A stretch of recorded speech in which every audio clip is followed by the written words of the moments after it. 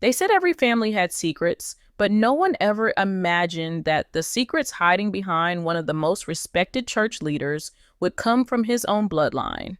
It all started quietly, whispers that turned into murmurs, and murmurs that soon became a storm that no one could ignore. Bishop Noel Jones, a man admired by thousands, stood as a symbol of faith, power, and wisdom. For years, people looked up to him, believing his life was built on discipline, devotion, and divine calling. But you won't believe how everything started to change when someone from his own family decided to speak. And not in private, but to the world. Let me tell you, the Jones family wasn't just an ordinary one. They were a mix of faith, fame, and fire. With siblings like the late Grace Jones, the fearless performer who ruled stages across the world, their household was filled with talent and passion. But destiny took an unexpected turn when Noel chose the pulpit while his siblings chose the spotlight. At first, it seemed like the perfect balance, one preaching the gospel, the other performing on grand stages. Yet behind closed doors, cracks were forming. While Noel rose as a man of God, the distance between him and his family slowly began to grow. This is how it started, with small disagreements that grew into silent walls. Some family members felt that Noel's fame came with pride, that his success was more about ambition than anointing. They felt overshadowed, unseen, and slowly left behind. But here is the shocking part. Those unspoken feelings didn't fade with time. They only grew heavier. While the world celebrated Bishop Jones as a spiritual leader, his own family began to see a man they barely recognized. According to those close to the family, there were times when his name echoed louder than his heart, and his ministry took the place of his home. Behind every sermon, there was silence. Behind every smile, there was distance. And this is where it gets interesting, because what appeared to be peace was just performance. The Jones family, for all their brilliance, carried hidden wounds that no one talked about. One family member, who had been quiet for years, finally reached a breaking point. They could no longer hold the truth inside. What they revealed next was not just personal, it was powerful enough to shake the church world itself. What makes this story different is that the truth didn't come from gossip or outsiders trying to destroy a name. It came from within. The person speaking wasn't a stranger. It was someone who had shared childhood memories, dinners, laughter, and prayers with the bishop. They claimed that behind the pulpit's glow, there were moments of darkness. Times when family felt abandoned, when success seemed to replace sincerity, and when appearances mattered more than connection. They said Bishop Jones had built a kingdom of faith, but had forgotten the small home it began in. They spoke about phone calls that were never returned, family gatherings that turned cold, and the emotional space that grew wider every year. You can't save the world if you've already lost your home, they said. Those words, simple yet heavy, spread faster than anyone expected. The church community, once united in admiration, suddenly found itself questioning, could it really be true? Some dismissed it as jealousy, saying the family member was just bitter. But others believed it. They said it wasn't anger, it was pain. Real pain that had been hidden for too long. The post went viral overnight. People started digging, connecting dots, remembering past interviews, and searching for signs they might have missed. And just like that, the image of Bishop Noel Jones, the confident preacher with powerful sermons, began to blur. But here's the craziest part. The story didn't stop there. As the world tried to make sense of the first revelation, another voice was preparing to speak. Someone else from inside the family, someone closer than anyone imagined, had decided they couldn't stay silent anymore. What they were about to say next would take this story to a whole new level. The world was still trying to process the first wave of revelations when, out of nowhere, another voice from within the Jones family broke the silence. This time, it wasn't a vague post or a cryptic message. It was clear, detailed, and deeply personal. The second family member began their statement with one line that sent chills through everyone who read it. There's more to the story than anyone knows. And just like that, destiny took an unexpected turn once again. People who thought they had already heard it all suddenly realized the real story was just beginning. Let me tell you, this second voice didn't come to defend or deny what had been said before. Instead, they confirmed it and then went even deeper. They spoke of nights filled with tension, family dinners that turned into silent battles, and holidays where smiles hid resentment. They painted a picture of a family divided, not by money or fame, but by faith itself. According to their post, the Jones family had spent years pretending everything was fine just to protect a public image. But behind the curtain, things were far from peaceful. We became a family divided by faith, they wrote, and that one sentence hit harder than any accusation. This is where it gets interesting. The second family member didn't just repeat what had already been said, they brought proof. They claimed to have messages, letters, and even recordings that showed how certain moments of betrayal unfolded. They hinted that they had kept quiet for years out of fear. Fear of being judged, fear of being labeled disloyal, and fear of going against someone the world called a man of God. But now, they said, enough was enough. The truth was never meant to destroy, they wrote, only to be seen. You won't believe how quickly the story caught fire. Within hours, every major gospel blog, podcast, and YouTube channel was talking about it. People were divided. Half defended Bishop Noel Jones, saying no family was perfect, while others claimed this was proof that the truth had finally surfaced.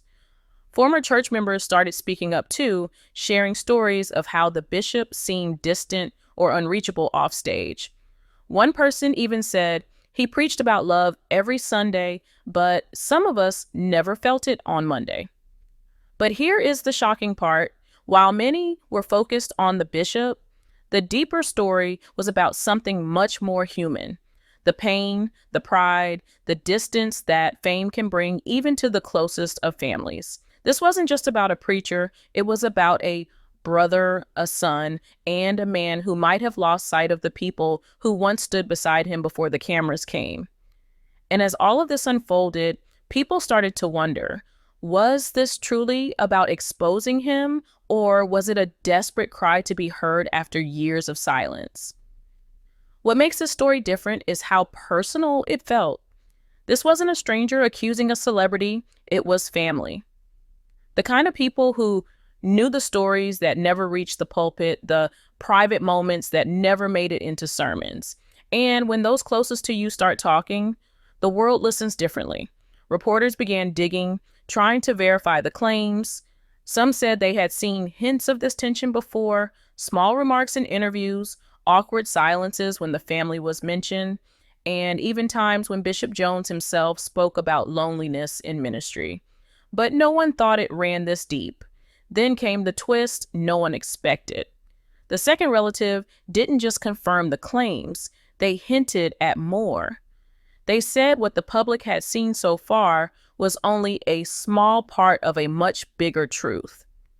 They didn't share every detail right away, but their words were enough to make everyone hold their breath. If I have to, they wrote, I can prove everything I've said. That line alone was enough to turn quiet curiosity into full-blown chaos. The story was no longer just trending, it was exploding. Church members were shocked. Some defended him fiercely, others quietly left, unsure of what to believe. Every sermon, every post, every silence from Bishop Jones now seemed loaded with hidden meaning. Bloggers replayed his old clips, searching for clues. And as more details surfaced, one thing became clear. This wasn't just a family problem anymore. It had become a public reckoning. But the craziest part, Bishop Jones still hadn't said a single word. He stayed silent while the world talked. People began to wonder, was he ignoring the storm or waiting for the perfect moment to face it? Whatever his plan was, one thing was certain. The tension had reached its breaking point. Days turned into weeks, and still, Bishop Noel Jones remained silent.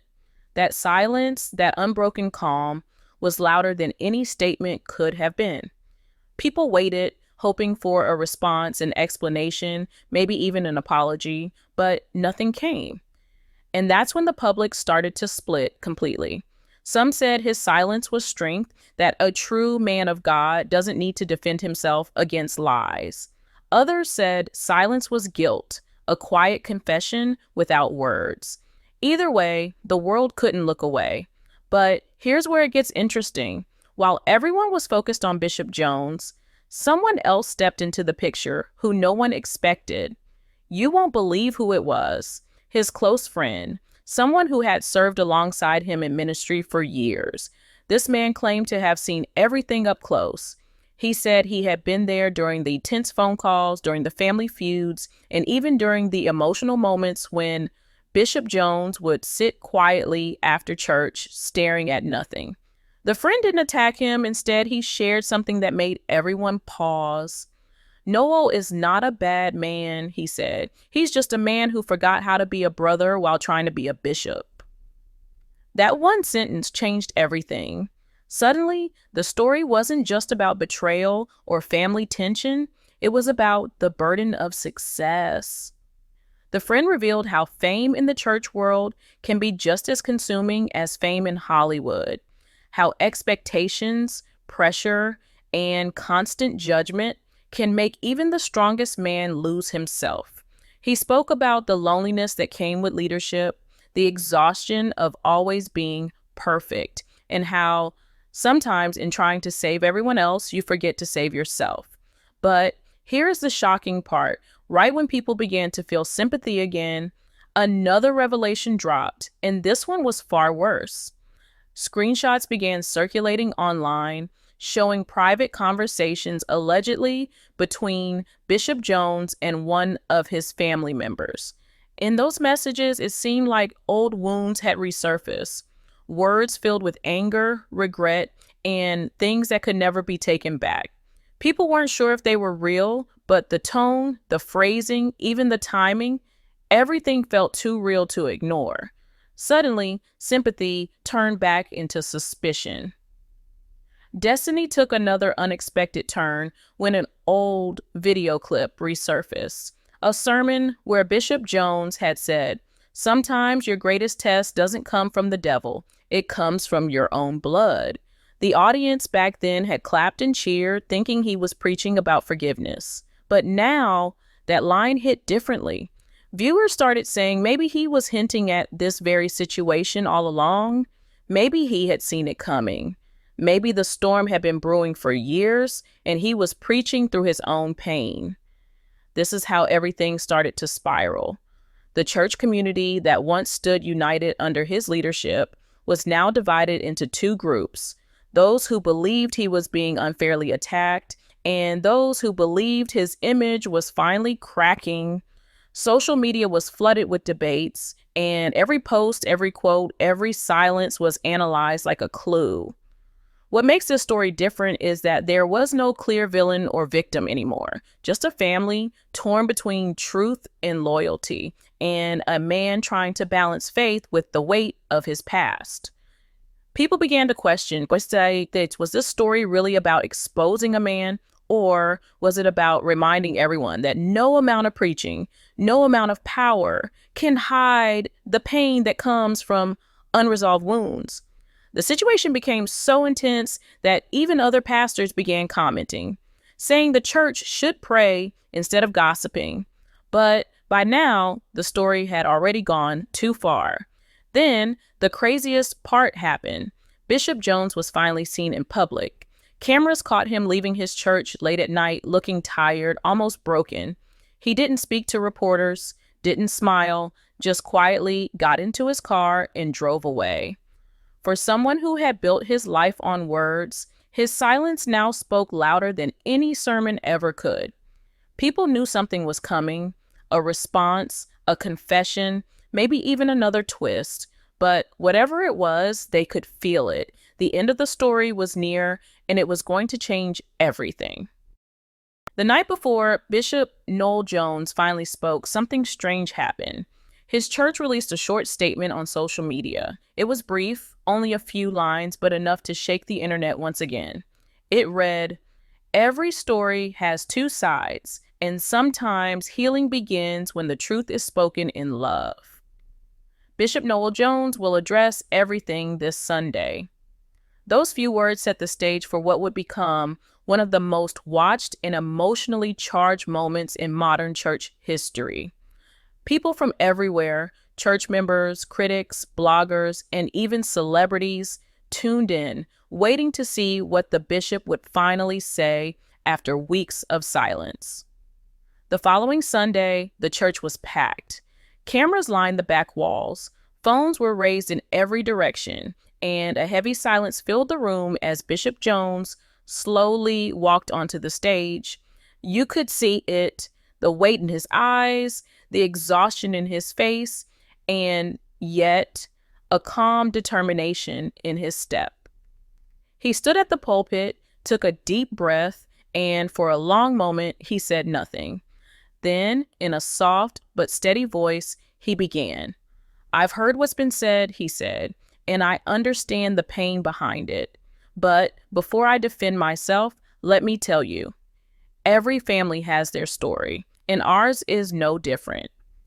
You won't believe what came next. Instead of denying or attacking anyone, Bishop Jones did something no one expected. He took responsibility. He admitted that in his journey to serve others, he had lost touch with his own family. He confessed that his devotion to ministry sometimes made him blind to the people who needed him most.